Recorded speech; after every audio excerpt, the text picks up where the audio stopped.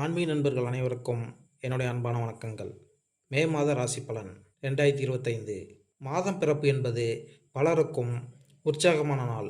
குடும்பத்தில் குதூகலம் நிலவும் நாள். திட்டமிட்டு குடும்பத்தை நடத்த பட்ஜெட் போடுவதற்கு தேவைப்படும் நாள். உங்கள் நிதிநிலை எப்படி இருக்கும்? உங்கள் ஆரோக்கியம் எப்படி இருக்கும்? உங்கள் பயணங்கள் ஆதாயங்கள் பெற்று தருமா? உங்கள் அலுவலக வாழ்க்கை எப்படி இருக்கும்? போன்ற உங்களின் பல கேள்விகளுக்கான பொதுவான பதிலை நீங்கள் முன்கூட்டியே அறிந்து உங்கள் இந்த மாத வாழ்க்கை பயணத்தை திட்டமிட இந்த மாத ராசி பலனை காணுங்கள்.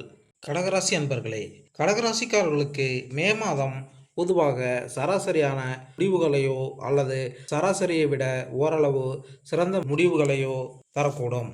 சூரியன் இந்த மாதம் உங்கள் 10வது மற்றும் 12ஆம் வீட்டில் பெயர்ச்சிக்க போகிறார். இந்த இரண்டு பெயர்ச்சிகளும் பொதுவாக நல்லதாக கருதப்படும். செவ்வாய் கிரகத்தின் பெயர்ச்சி இந்த மாதம் சாதகமான பலன்களை கொடுக்க முடியாது.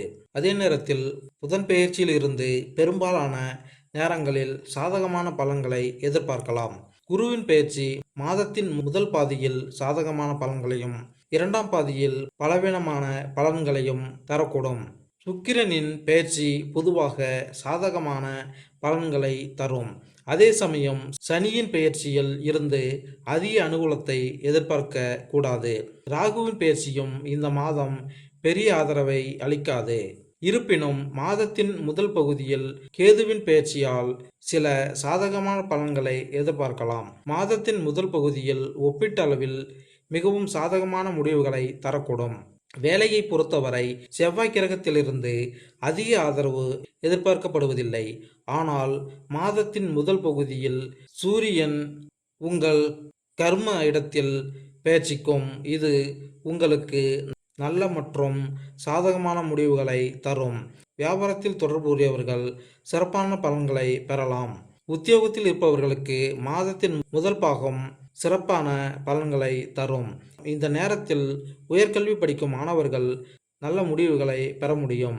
எனவே சில சமயங்களில் ஆரம்ப கல்வியை பெற்ற மாணவர்களும் நல்ல முடிவுகளை பெற முடியும். ஆனால் உயர்கல்வி படிக்கும் மாணவர்களுக்கு இந்த மாதம் ஓரளவு சிறப்பாக இருக்கும். இந்த மாதம் உடன் பிறந்தவர்களுடனான உறவு பொதுவாக சராசரியாக இருக்கலாம். ஆனால் உடன் பிறந்தவர்களுடனான உறவு மாதத்தின் இரண்டாம் பகுதியில் நன்றாக இருக்கும். இந்த மாதம் நீங்கள் காதல் உறவுகளில் கலவையான முடிவுகளை பெறலாம். மாதத்தின் முதல் பகுதி ஒரு பெரிய அளவிற்கு சாதகமான பலன்களை தரும். உங்கள் திருமண வாழ்க்கைக்கு சராசரி அளவிலான முடிவுகளை கொடுக்க முடியும். இருப்பினும் உறவை பற்றி விழிப்புடன் இருக்க வேண்டும் மற்றும் அதை பராமரிக்க சில சமரசங்களை செய்வது அவசியம். நிதி விஷயங்களில் நீங்கள் பெரிய அளவில் சாதகமான முடிவுகளை அடைவீர்கள். சிறு தடைகளை ஒதுக்கி வைத்துவிட்டு பெரும்பாலான சந்தர்ப்பங்களில் உங்கள் நிதி நிலையை வலுப்படுத்துவதை காணலாம். உடல்நலம் குறித்த விழிப்புணர்வு இந்த மாதம் மிகவும் முக்கியமானதாக இருக்கும். சிறிது கவனக்குறைவு உடல்நலத்தில் பலவீனத்தை ஏற்படுத்தும். அத்தகைய சூழ்நிலையில் யோகா பயிற்சிகள் செய்து வாகனங்கள் போன்றவற்றை கவனமாக ஓட்டவும். பரிகாரம்: எதையும் இலவசமாக ஏற்றுக்கொள்ளாதீர்கள்.